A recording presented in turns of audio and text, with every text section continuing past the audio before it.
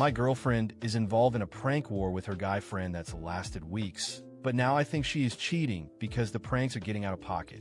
My girlfriend of 2 years has had this male friend for a while. His name is Fernando, and I'm not his biggest fan, but I didn't want to impede on the friendship.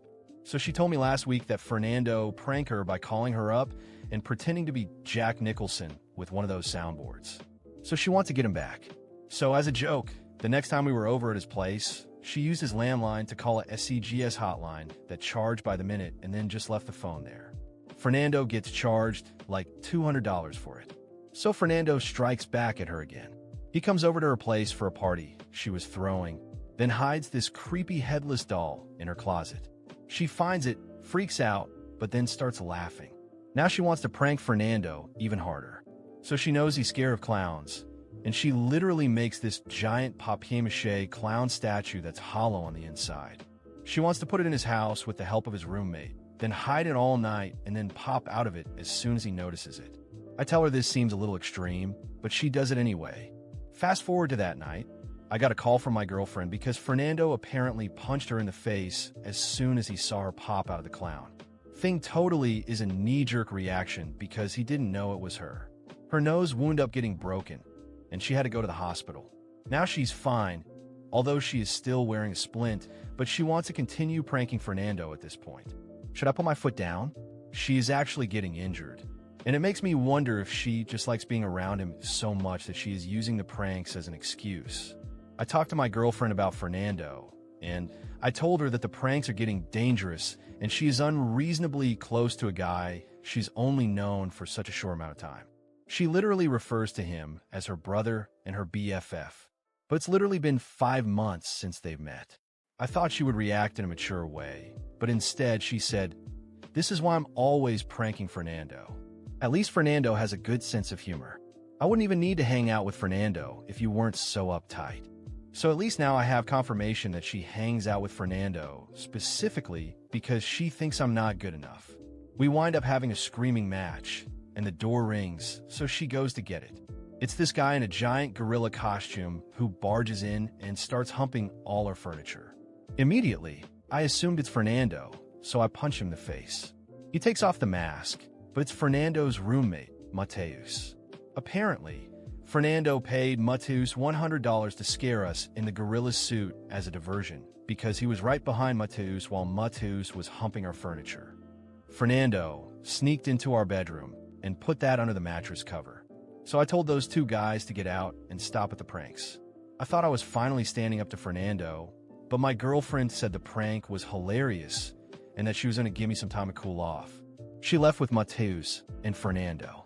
And keep in mind, Mateus's nose was still bleeding, and he was still wearing the gorilla suit. I haven't heard from her today, but I saw she posted a picture of a bagel on Instagram this morning, so I know she's awake. I still don't know where she slept last night or what happened with Fernando. I want to break up with her because I'm so angry, but strangely enough, I still really love her and don't want to waste 2 years. I broke up with my girlfriend. I told her pretty much exactly what was suggested. I even told her that I thought her behavior with Fernando was already an emotional affair, if not a physical one. As expected, she freaked out and told me I was being emotionally abusive and controlling. She said that every ex-boyfriend she's had was emotionally abusive, and I was just another one in that category. Since she was only kind of living with me and technically wasn't on the lease, it was pretty easy to kick her out. I wasn't sure if she would go back to her old roommate, where she still had most of her stuff, or if she would start living with Fernando and Mateus. When I asked if she was going to move in with Fernando, she told me it was none of my business anymore. Anyway, that night, I tried to relax. I was pretty upset, but very sure of my decision to break up with her, and I felt like I could start fresh and meet someone new. Then, I started getting a bunch of random calls from a restricted number, but when I picked up, no one spoke. I put my phone on silent, figuring it was one of her childish schemes. In the morning, I saw that I had 60 missed calls from restricted numbers. Then, I got a text from Fernando asking if he could come over to pick up my ex's stuff. So yeah, she moved in with him. I tried to be polite because I just wanted her things out of my apartment, but I also wanted some closure.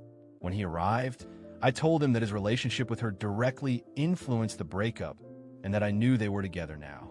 Fernando looked at me surprised and said that he didn't think my ex was into him and that he definitely wasn't into her. I told him to cut the crap, that it didn't matter anymore. He started getting nervous and anxious, so I told him to calm down, that I wasn't going to hurt him, and I just wanted to understand the situation. Then he told me that he knew he contributed to our breakup, but not in the way I thought. Apparently, it was Mateus, not Fernando, who wanted to be with her. Mateus was too shy and asked Fernando to befriend my ex and act as his wingman. Since Fernando had a lot of female friends, Mateus thought that would help him gain her trust. Fernando insisted that the reason he kept pranking her and acting goofy was to make it clear that their relationship wasn't romantic. Apparently, Mateus paid Fernando back for all the times he lost money on pranks. And Mateus was actually the one who paid for my ex's broken nose. I told Fernando that was a stupid plan because my ex moved in with him specifically to be with him, so that sucked for all three of them. Fernando got extremely upset and seemed to be practically shaking at the idea that my ex had feelings for him. So now my ex is living with the guy she has a crush on, who doesn't have feelings for her, and the guy who has a crush on her but was too weird and creepy to say it. I hope they all have fun together. I'm sure she'll contact me again once she realizes the wrong guy is interested. I'm sure she'll come back to me when she realizes the wrong guy is the one who's interested. And it didn't take long for that to happen. At first, I felt relieved to finally be rid of her and all that mess. I could breathe easy without dealing with her ridiculous pranks and unnecessary drama. But, as expected, the peace didn't last. Just over a week after she moved out, I got a message from her. No apologies, no remorse. Just a simple hey. I ignored it. If she wanted something, she could say it directly. But 3 hours later, another message. Can we talk? I could have blocked her, deleted the message, and moved on, but curiosity got the better of me. Not because I wanted her back or had any hope, but because I wanted to see how this mess had played out. I replied with a dry about what? Giving her no room for small talk. She took a while to answer, but when she did, it was a long message saying that we needed to talk about us, that she missed me, and that she didn't think things should have ended like this. I laughed to myself because she talked as if she had been the one to break up, as if I hadn't kicked her out of my life after all the humiliation she put me through. I left her on read and went about my day. But she didn't give up. The next day, another message. Can we meet? I just want to talk. I promise I won't push anything. This time, I didn't ignore her. I replied, if you want to talk, do it here. She insisted on meeting in person, saying it would be better. I told her I didn't see the point, but she kept pushing and eventually I gave in. We agreed to meet at a cafe in the afternoon, in a public place. If she tried any drama, at least she wouldn't be able to cause a scene. When I arrived, she was already there, sitting in the back, scrolling through her phone with the look of someone preparing for a tough conversation. She still had the splint on her nose, a reminder of how far this stupidity had gone. I sat down, unimpressed, ordered a coffee, and got straight to the point. What do you want? She sighed and started with the same old speech. I miss you. I know I went too far with some things, but I really cared about you. I thought we had something special. I rolled my eyes. If you cared that much, you wouldn't have thrown our relationship away for a guy you barely knew. She got defensive. It wasn't like that. I never saw Fernando that way, and you know it. I crossed my arms, waiting for her to keep talking, and that's when the real show began. She told me that after moving in with Fernando, she realized he really had zero interest in her. He treated her like a random roommate, not someone he was remotely attracted to. At first, she tried to ignore it, pretended she didn't care, but then things started to get weird. Mateus, the one who actually wanted her, wasn't what she expected. He was clingy, awkward, always trying to do things for her, but in a way that felt desperate. He would do favors she didn't ask for, insist on cooking for her, and started acting like they were a couple, even though she never gave him any signals. But the worst part? He started making it clear that he expected something in return. One night, after a few beers, Mateus randomly told her that it wasn't fair for him to do so much for her and get nothing back. She said she tried to laugh it off as a joke, but he wasn't joking. He straight up told her if she wasn't serious about him, she should just leave. That's when she realized she had nowhere to go. She couldn't go back to her old roommate because she had already given up the place. She had no money to rent somewhere on her own, and now she was stuck in a house with two guys. One who didn't want her there, and another who was becoming increasingly obsessive. That's when she realized she had screwed up. And, of course, she wanted to come running back to me. I listened to everything in silence, showing little reaction, just sipping my coffee while she spiraled. When she finished, she looked at me expectantly. "So, what do you think?" I almost laughed. What did I think? I thought she was finally getting what she deserved. "I think you should have thought about this earlier." Her eyes widened, like she really thought I'd take her back. "You can't be serious." "I'm very serious." I leaned forward slightly and looked her straight in the eyes. "You treated me like trash. You humiliated me, made a fool out of me, threw me away for two random guys thinking life would be better without me. And now that you realize you screwed up, you want to save you? Do you even hear how ridiculous that sounds?" She started stammering excuses, saying she had been naive, that she never meant to hurt me, that she was just having fun. But I didn't care anymore. "You made your choice. Now deal with it." I got up, left some money for the coffee, and walked out without looking back, leaving her there completely defeated. In the days that followed, she tried everything. Messages, calls, even showed up at my building once. But I never gave her another chance. She didn't deserve one.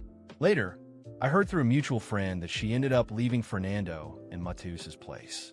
Mateus lost it and made a scene, saying she had used him and that it wasn't fair. Fernando, on the other hand, just sighed in relief. In the end, she had to scramble for a place to stay, and the last I heard, she was crashing on some distant friend's couch. And honestly, that was nothing. She played with fire, thought she could toy with me and walk away unscathed, and now she was getting exactly what she deserved. Meanwhile, I moved on, free from all the stupidity. After that meeting at the cafe, I thought I had finally closed that chapter of my life. But of course, she wasn't going to accept it that easily. In the days that followed, she kept trying. Messages, calls, even waiting outside my building for an entire night. I ignored everything. But then the rumors started. Mutual acquaintances started messaging me, asking if I knew that my ex was bad-mouthing me. According to her, I was a vindictive narcissist, an obsessive control freak, and my personal favorite, an emotionally abusive monster who abandoned her when she needed me most. I didn't even have to respond. Anyone who knew the full story had already distanced themselves from her. But the final straw came when a friend told me that Mateus, yes, the same creep who tried to manipulate her into being with him, was going around saying that I was a coward for dumping her and that I needed to settle this like a man. That's when I realized this guy wasn't getting away with it. Until then, I had let things slide, thinking my ex was already dealing with the consequences of her actions and that Mateus would destroy himself eventually. But after hearing this, I decided I was going to handle it my way.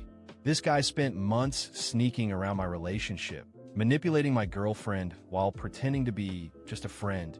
And now he wanted to act tough? That same night, I went to their apartment. I knocked on the door and waited. A few seconds later, Fernando opened it. He looked surprised, tense, and before he could say anything, I got straight to the point. "Where's Mateus?" Fernando sighed and looked away. He knew this guy deserved what was coming. "In his room," he said quietly, stepping aside. I didn't hesitate. I went straight to Mateus's door and pushed it open without knocking. He was sitting on his bed, phone in hand, acting like he had nothing to worry about. He looked up and smirked. "Oh, so you finally decided to show up." I didn't answer. I shut the door behind me and stepped toward him. Mateus started to get up, but I didn't give him the chance. The first punch landed square on his jaw, and he stumbled back, hitting the wall. "This is what you wanted, Mateus. To settle it like men." He tried to push me away, but he was weak. I hit him again, this time in the stomach, and he collapsed onto the floor, groaning in pain. "You got close to my girlfriend, manipulated her, and now you want to play the victim." Mateus coughed, trying to say something, but I grabbed him by the collar and shoved him against the wall again. "You pretended to be your friend, acted like you were harmless, but in reality, you were just waiting to stab me in the back, weren't you?" I spat, watching the panic in his eyes. "You waited until she was vulnerable so you could take advantage." I I never forced anything. He stammered, his voice shaking. But you expected something in return, didn't you? Thought that doing favors for her meant she owed you her body? He didn't answer. Just sat there, sweating, trembling, too scared to speak. That's when the door burst open. My ex. She screamed when she saw Mateus on the floor, his face already bruised from the blows. Stop. Please stop this. I turned to her, breathing heavily. Now you want to defend this piece of shit? No, it's not that. Just, this won't change anything. Please, let's talk. Her voice was desperate. I took a deep breath and looked her straight in the eyes. I knew exactly how to end this for good. I can't. What? She looked completely confused. I can't, because I'm with someone else. The shock on her face was immediate. What did you just say? You didn't think I'd just sit around waiting for you, did you? I crossed my arms. I've moved on. I'm with someone who actually respects me. Someone who doesn't play stupid games. Someone who doesn't humiliate me in front of everyone. I watched her crumble. Her whole expression changed, like she couldn't even process what I was saying. You're just saying that to hurt me. Believe whatever you want. But my life is moving forward, and now yours needs to too. She shook her head, trying to come up with some response, but I was done. I turned back to Mateus, still on the floor, defeated, and gave him one last warning. If I hear you talking about me again, I'll be back. And next time, no one will be here to save you. Without waiting for an answer, I walked out of the room and passed by Fernando, who just shook his head as if to say, I told you this would happen. When I left that apartment for the first time in months, I felt like I had really closed the door on all of it. My ex never contacted me again. I guess after hearing I was with someone else. Her pride took a hit she couldn't recover from. And Mateus? Well, I heard he moved out shortly after. Maybe he finally realized he was just a rat who never belonged among wolves. In the end, I walked away from all of this with a lesson. I learned to value myself. And them? They stayed exactly where they deserved to be. A few weeks had passed since that night, when I put Mateus in his place and finally got rid of my ex. It was a relief not having to deal with her desperate messages, ridiculous rumors, or anything else tied to that circus. My life was peaceful, and I was enjoying this new phase, free from all that toxicity. Then, one day, I got an unexpected message. Fernando. I was surprised. It wasn't a threat, not a provocation, just a simple, can we talk? I stared at my phone for a while, wondering what he could possibly want. I never had anything against him directly, but after all the crap my ex and Mateus had pulled, I had my doubts about anything related to them. Still, for some reason, I decided to reply. About what? He took a while to answer, but when he did, he was straight to the point. I don't know, man. I just think we should talk. This whole thing was a joke. I'll buy you a beer if you hear me out. That caught me off guard.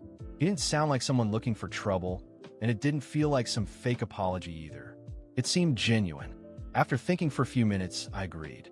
We set up a meeting at a small bar, nothing too crowded. I was still skeptical, but I wanted to hear what he had to say. When I arrived, Fernando was already there, sitting at a table with 2 beers waiting. As soon as he saw me, he raised his hand in a casual greeting. Glad you came. I sat down without much enthusiasm, grabbed my beer, and took a sip before speaking. All right, what's up? He sighed, rolling his glass between his hands before answering. Your ex, Mateus, all of this. I need to say that you were right all along. I raised an eyebrow, waiting for him to continue. I never had anything against you, but I got caught up in this mess without realizing it.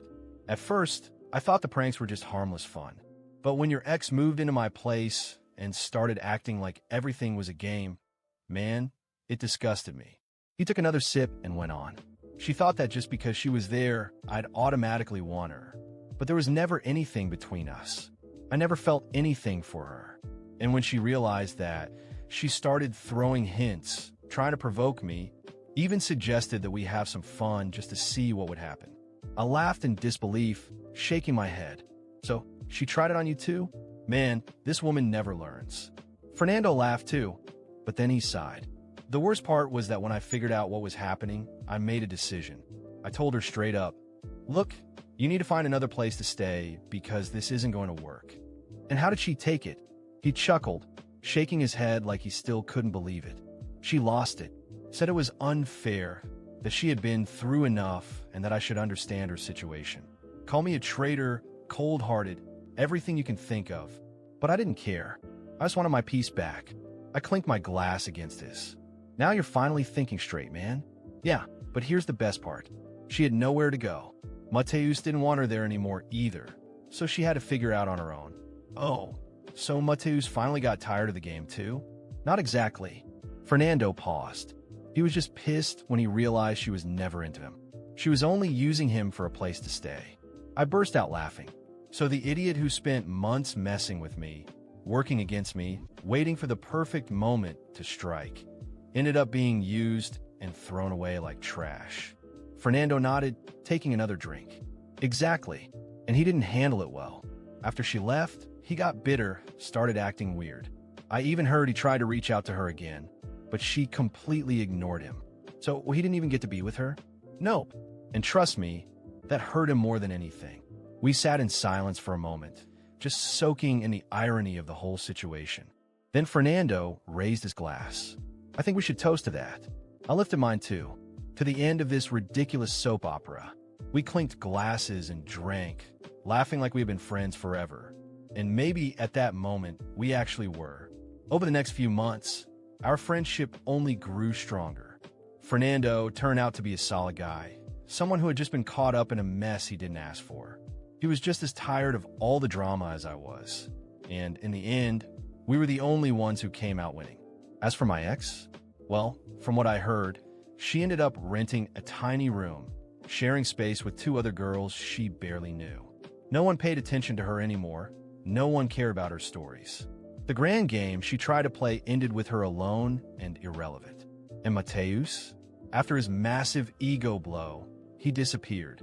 I heard he moved to another city, probably trying to start over, but honestly, I couldn't care less. He got exactly what he deserved. And me? I moved on with my life. Fernando and I became great friends, hanging out, talking about anything and everything, and laughing at that absurd past. And in the end, I think that's what made it all easier to let go. Knowing that at the end of the day, the ones who tried to screw us over ended up screwing themselves while we raised our glasses in victory. And I have to say, a beer had never tasted so good. Months had passed since that whole mess with Fernando, Mateus, and my ex. After everything that happened, I was able to move on and reclaim my peace. I no longer had to deal with stupid pranks, pointless arguments, or feeling like I was competing with a guy my girlfriend clearly prioritized more than me. I really thought I'd never hear from her again. But as life loves to throw unexpected twists, one day, a mutual friend sent me a message. Dude, you won't believe this. Fernanda is pregnant. I read that message 3 times, trying to process it. Pregnant? My first reaction was to laugh. Not out of malice, but because it was so absurd that it felt like a joke. But then came the detail that made it even more insane. And she's alone. Looks like the father is Mateus. At that moment, I felt a mix of shock and disgust. I knew that after I kicked her out of my life, Fernanda was lost. She no longer had a stable relationship. She no longer had that prank war to feed her need for attention. And from the looks of it, reality had hit her like a brick wall. But I never imagined she would spiral so far down that she'd end up pregnant by Mateus. I couldn't help but laugh even harder. Apparently, after she left Fernando's place, with no direction and little support, she started hooking up with anyone who gave her the slightest bit of attention. And guess who was always around, desperate for a shot? Mateus. But Mateus wasn't completely stupid. He knew she never actually liked him, that she was just using him to fill a void. But deep down, he was such a pathetic loser that he accepted it, until things got out of hand. When Fernanda found out she was pregnant, Mateus vanished, blocked her, ignored all her calls, and even left the group chat with their mutual friends. The last thing he wanted was to be tied to a woman who never really wanted him and a child that was clearly not in his plans. Now Fernanda was alone, broke, friendless, and with a baby on the way. And she had the audacity to try and reach out to me. I got a message from an unknown number. Can we talk? I ignored it. The next day, another message. Please, I need to talk to you. Ignored again. Then came the calls. When I realized she wasn't going to stop, I answered just to shut it down once and for all. What do you want? I asked, already annoyed. She was silent for a second, like she was shocked I had picked up. I just wanted to talk. About what? About everything. About how I feel, about what's happening to me. I roll my eyes. Fernanda, what happens to you is no longer my problem. You made your choices. Now deal with them. Please, I just need someone to talk to. I have no one.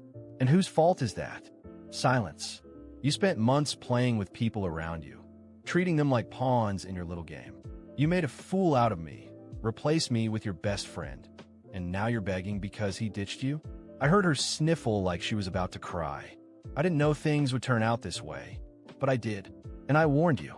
You had everything in your hands and threw it away. And now you expect me to help you? I don't want money. I don't want anything from you. I just wanted someone to listen, then pay for a therapist. I hung up on her. It felt amazing.